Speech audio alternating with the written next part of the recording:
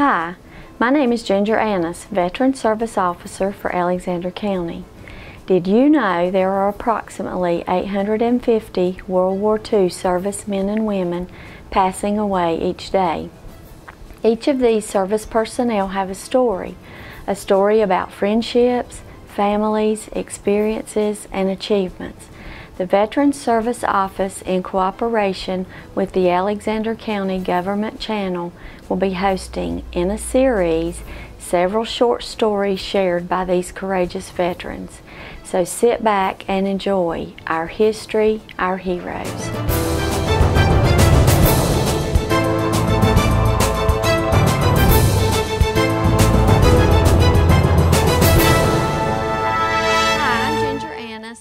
Alexander County Veteran Service Officer, and I'm joined today by Howard Ryan, who is a World War II veteran.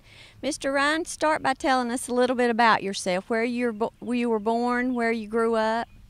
I was born in Alexander County, and I grew up in Stony Point. And I left home early. I went to Mooresville, and we saw a beautiful little girl, and so it wasn't long until we were married, and I was registered. I did register in Mooresville. We lived at 101 Rainbow Street in Mooresville whenever I signed up, was drafted really, but I had to register at 18. And from there I was around for a week or several weeks, and then I was drafted. Okay. What was your occupation prior to joining the service? I worked in Mooresville Mills. Okay. Were you married before you joined? Yes, we were married, and we had a little girl. Okay, so you were already an established family man. Right. How long were you in the service?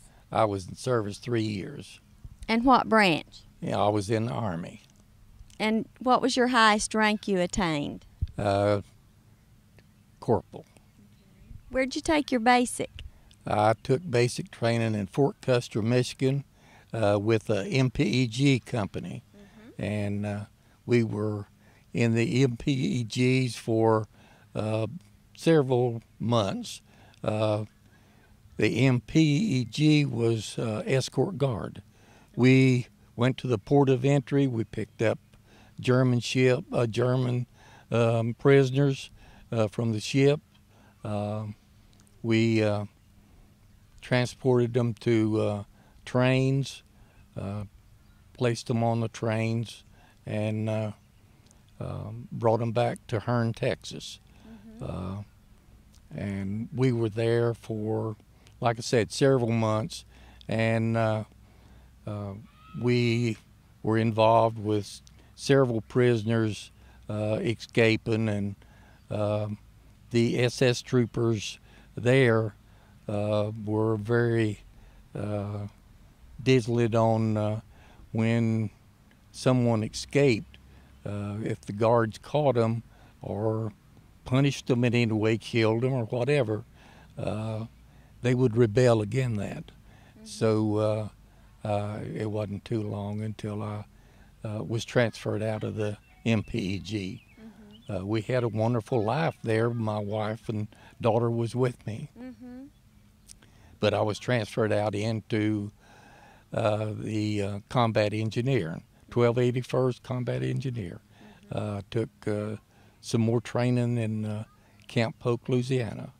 And from Camp Polk, Louisiana, after the training, we went to Fort Custer, Michigan, and we debarked to England. We went to Gloucester, England, and we were there for several months. We took training with the other people within the 69th Division. And from there we went across the English Channel in a landing barge into France. and we went into France, through France into Luxembourg, into Germany, parts of Germany, and then we went into Belgium. And most of our time in Germany and Belgium, we were removing the Siegfried line at the pillboxes and so forth. We did take up some minefields. We went on up for close to Nuremberg and around at the close of the war, not in the war. Right. We were more or less rear echelon. We were not on the front lines, but we were close enough to where we knew what was going on around us. There were several of our men in the company and in the battalion that I was in that were killed. Snipers would shoot into the back of the trucks, and of course, being in engineering, you had no barriers. You were open to all types of fire, bridge work and minefields and gathering mines, going back and destroying the pillboxes and the Siegfried line. We did not actually see any action, but it was all around us.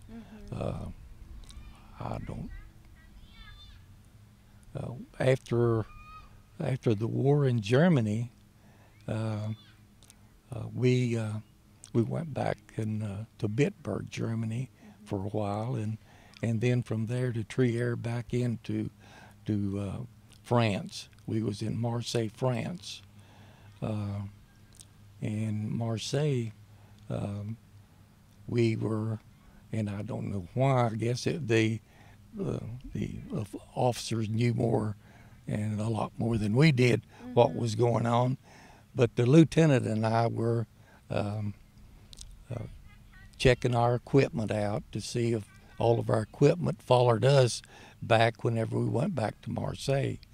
And he and I were in a Jeep, and a 2.5-ton truck hit our Jeep, turned off in front of us, and it threw us out of the Jeep. And we were in the hospital in Marseille, France for several weeks. And there was one morning that captain and lieutenant came down to talk with me, and they informed me that our company, battalion and all, was going to the invasion of Japan. And they said, well, the lieutenant told me that he was going to go, and he thought I should go with them. And I wouldn't make a decision that day, and I told him I'd like to think it over. Right. But thinking over that and knowing the people that I'd worked with were very close. I could trust them, and they trusted me with the work that we did and what we had to do with demolition.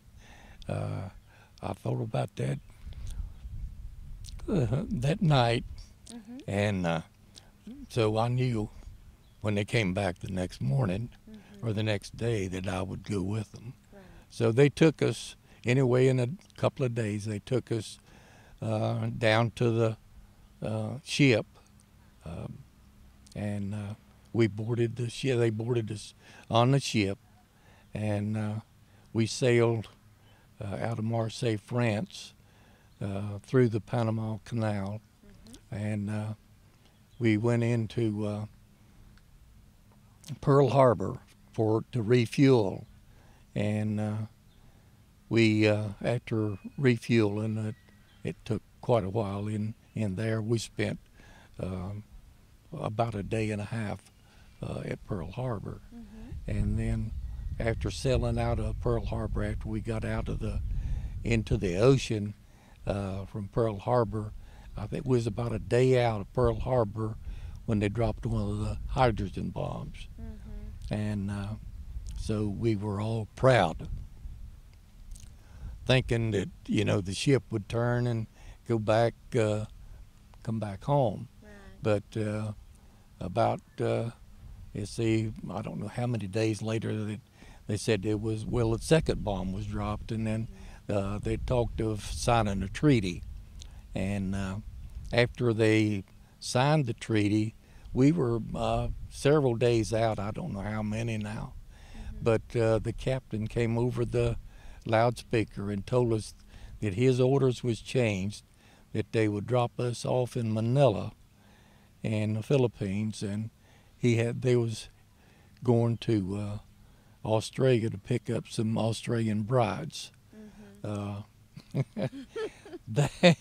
That did not set well with the several thousand troops. I'm sure. Anyway, the steel helmets and packs and rifles and everything, a lot of it went overboard.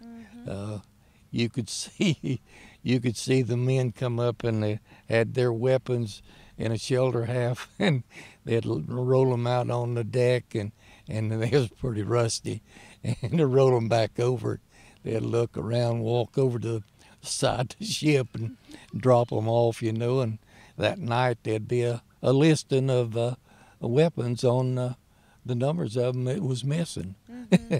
If you saw one or heard of one, let them know. But Sharks probably ate those. it's long gone. Anyway, we went into Manila, and from into Manila, well, they boarded us on a troop train, and it was a dinky.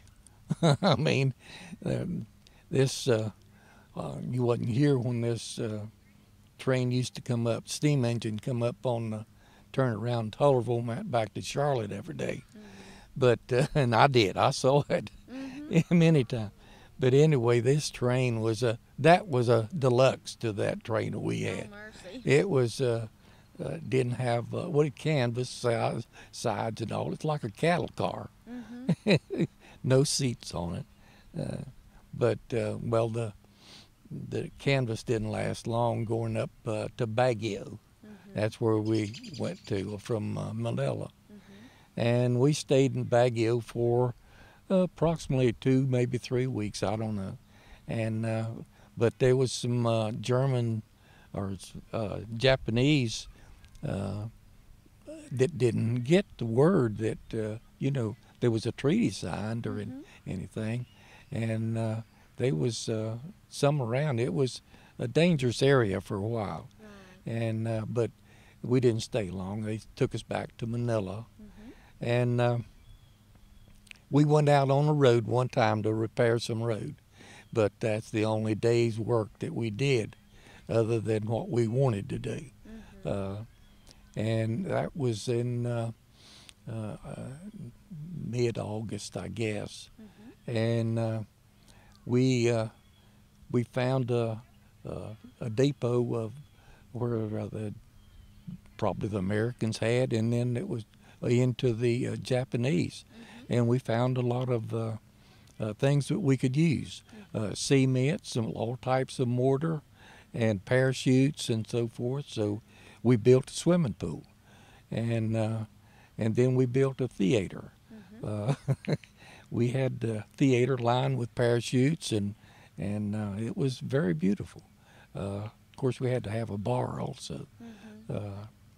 But we stayed there until, of course, I had points to come home. At that time, you get so many points, you was in, ahead of the crowd, and I had points to come home because I had a wife and kid at home. I left, I think it was 1st of January that I left the Philippines, and we aborted the ship to come home. We came back through. We left out of New York. We came back in under the Golden Gate and California. And it came to Fort Bragg, and I was discharged in Fort Bragg in February. February 46. Okay, you said that you were real close to your unit, so that's why you decided to go on with them. Yeah. Did you stay in touch with your friends?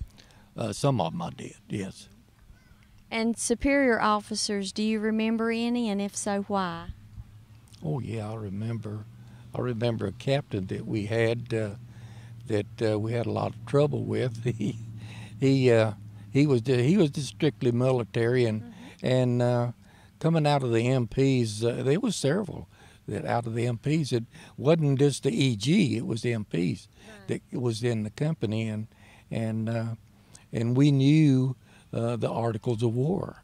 And for instance, I came back on furlough, and while I was taking training, and we went back on a bus. Going to Louisiana, you couldn't get a train, so it went on bus.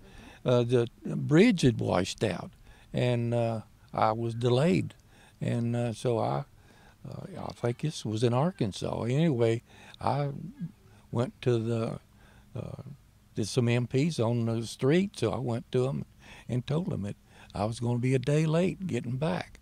I had a day anyway, but I was going to go back maybe 2 or 3 days late. And so I wanted to sign a statement that I was on my way home, back to camp. And I went back, and he started raising a little bit of cane about it, and I told him. And I said, you can't do nothing with that. Anyway, he settled down after a while. But one of the guys, he threatened him, because he told him he went in without a tie, and on the camp you could go in without a tie. And he called him a bum. He said, as long as I wear this uniform, you call me soldier. Don't you call me a bum. I'll bat you through the wall. But we did have a little trouble then. But most of the other officers were good. There's a little Lieutenant Lyerly. He is from Durham, North Carolina. And I knew him, kept in touch with him.